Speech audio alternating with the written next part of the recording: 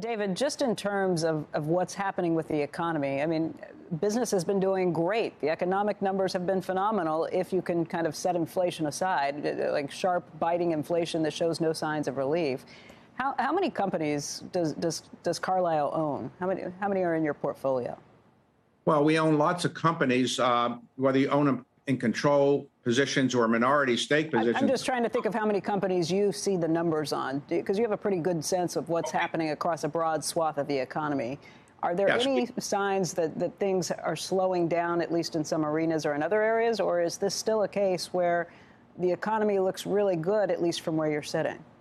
Well, we own companies all over the world, so it's hard to say the different parts of the world. Clearly, there's some slowdown in China. Clearly, there's some slowdown in some parts of Europe. The United States companies are doing reasonably well right now. So I don't really see the indications that a recession is anywhere in the near future. I think the markets will be more ebullient once Russia and Ukraine is resolved. And again, I think that will probably be sooner rather than later.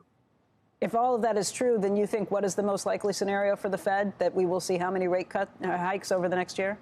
I think you'll see at least 4, perhaps 5 beyond what you see today. Again, depending on the markets, but I think the markets are now assuming fewer rate hikes than probably they did about a month or so ago, in part because of what's happened in Russia.